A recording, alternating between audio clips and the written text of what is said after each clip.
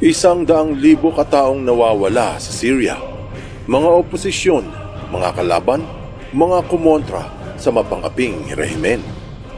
Hinalughog ang mga bilangguan at mga ospital sa bansa upang hanapin ang mga nawawalang kalalakihan, kababaihan, mga bata na hindi nag-iwan ng kanilang bakas. Pero sa wakas, ang inaasam ng mga pamilya na makitang muli ang kanilang mahal sa buhay ay dumating na. Siguradong magugulat ka sa malalaman mo na ang paghahanap sa libu-libong missing person sa Syria ay matatapos na. Pero hindi sa kulungan o sa ospital sila natagpuan. Imbis na ikatuwa, mas lalo pa silang naluha. Mayroong mga naniniwala at marami din namang naghihinala. Ang tanong, totoo ba?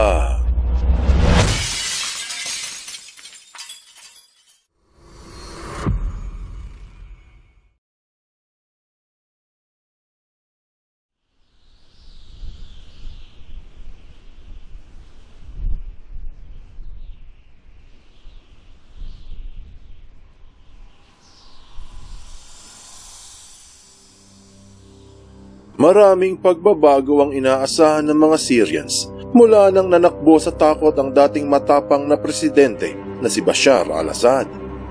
Ayon sa ulat ng media na galit sa kanluran, ang Hindustan Times, noong 16 ng Disyembre ngayong 2024, na ang napataob na presidente ay nagpadala ng $250 million na cash sa Russia. Sinabi na ito ay ginawa ni Assad noong taong 2018 at 2019. Pinaniniwalaang ang kwarta ay mula sa kaban ng bayan na kinurapt ng pamilya. Bukod dyan, sinabi pa sa First Post na toneto-neladang ginto ang ninakaw ni Bashar sa Syria na pinadadala nito sa ibang bansa. Pinariingan ng The Week na ang kayamanan ng pamilya Assad ay may halagang aabot sa 7 taong budget ng buong bansa. Ang pagtakbo ni Bashar dahil sa takot ay ang simula ng mga pagbabago sa bansa. Isa sa mga kailangang ayusin ay ang libu-libong nawawala sa panahon ng rehimen.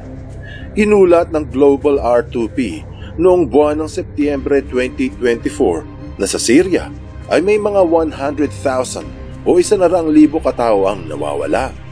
Ulat bago pa napatalsik ang rehimen. Sinabi na nahihirapang alamin ng mga pamilya ang kapalaran ng kanilang mga kamag-anak. Taong 2023 pa itinaguyod ng United Nations ang Independent Institution on Missing Persons in the Syrian Arab Republic upang sila na ang maghanap sa mga naglaho na parang bula. Pinagtuunan ng pansin ng ilang mga sangay ng UN at naging laman ito ng mga balita. Malaking investigasyon ang ginawa sa Syria. Binalita pa nga ito sa Al Jazeera noong isang taong 2023 na gustong hanapin ng UN ang nawawalang 130,000 na katao. Pero sa gulat ng marami, may mga bansang tumutol katulad ng Russia, China at North Korea, mga bansang kasangga ng rehimeng Assad. Pati nga ang Red Cross ay sumali na rin sa paghahanap ng mga nawawalang Syrians. 35,000 pa lamang ang napaparehistro sa Red Cross, pero inaasahang mas dadami pa ito. Kaya nang bumagsak ang rehimen, agad-agad pinuntahan ang bilangguan ng Sednaya upang maghanap. Ito yung inulat ng Reuters noon lang 10 ng Disyembre na yung mga nagdadalamhating Syrians ay dumagsa sa Sednaya prison upang hanapin ang kanilang mga nawawalang mahal sa buhay. Pinakita sa DW News yung mga naghahanap sa pangalan ng kanilang nawawalang kamag-anak kung ang mga ito ay buhay pa. Pero hindi basta-basta dahil hindi lahat ay nakadokumento. Bukod sa bilangguan, inulat sa NPR na pumunta din ng ilang pamilya sa mga ospital at sa mga morgue. Sa Al-Mujtahid Hospital na nasa gitna ng Damascus, kapital ng bansa, ipinaskil sa harap yung mga litrato ng pinasok doon. Mga larawan ng tinorture, basag ang bungo, bali-bali ang mga buto. Pero halos mawala na sila ng pag-asa. Hanggang sa lumabas ang balita na natagpuan na ang mga nawawala. pero hindi sa ospital at hindi rin sa bilangguan.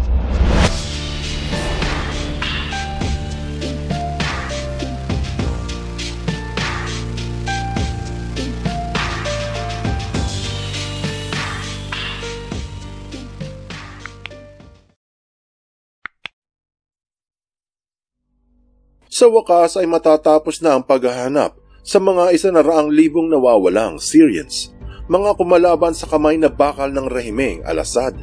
Ilang taon nagtiis ang mga naiwan na hindi mawari ang kapalaran ng kanilang mahal sa buhay, na kung ang mga ito ay matatagpuan pa. Ilang gabing walang tulog at ilang araw hindi makakain dahil sa kalungkutan. Mga ina, ama, kapatid, pinsan ang nagdurugo ang puso. Pero imbis na matuwa ang tao sa balitang pinahayag, sila ay nagimbal. Sinabi sa SBS News 17 ng Disyembre na sobra sa 100,000 bangkayang natagpuan sa isang mass grave sa Syria. Pero isa lamang ito dahil ang sabi, marami pa. Pinahayag ng Al Jazeera na ilang mass graves ang natagpuan na nagkalat sa buong bansa. Pinaniniwala ang libo-libo ang mga bangkay doon. Binalita rin ito sa TRT World na sobra na sa 12 mass graves ang nakita sa bayan ng Daraa na nasa bandang ibaba ng bansa.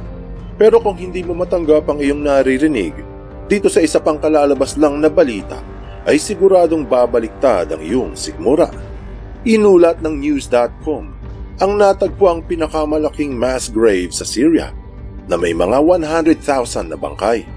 Sinabi sa ulat na ang nakita ay isa sa pinakamalaki sa modern history ng mundo. Ito ay nasa bayan ng Al-Qutaifa, ilang kilometro ang layo sa itaas ng kapital. Nagsalita na ang mga taga roon, pati yung mga nakasama sa paghuhukay at paglilibing. Isa dito ay ang dating mayor ng bayan. Pinakita sa Channel 4 ang mapa ng libingan at tinawag itong industrial scale. Ibig sabihin, sobrang laki na ginamitan ng mga makinarya upang magbungkal at magtabo ng lupa.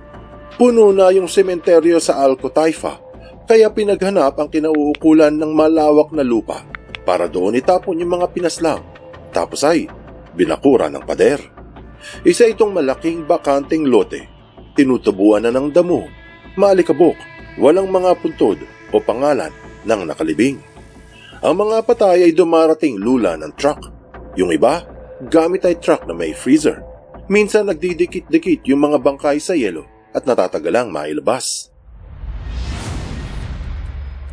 Ilang oras hinihintay na matunaw ang yelo sa loob ng freezer para mailabas yung mga bangkay.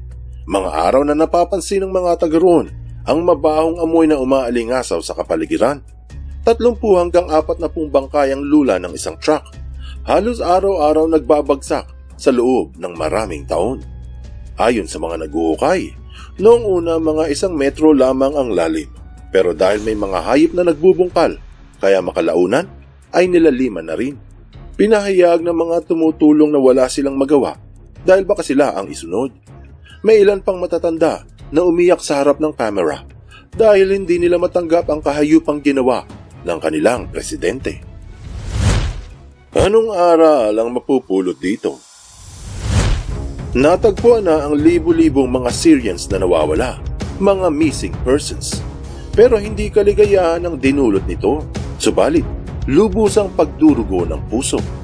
Nakita ang pinakamalaking mass grave sa kasaysayan ng Syria sa Al-Qutaifa.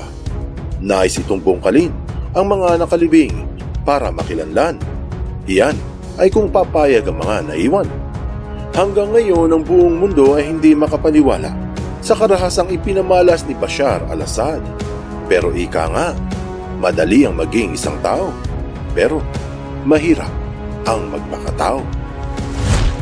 Buksan mo ang iyong isip at hayaang lumalim pa ng lubusan ng iyong pangunawa sa mga kasaysayang kapupulutan ng maraming aral. Tandaan, katotohanan ng susi sa tunay na kalayaan.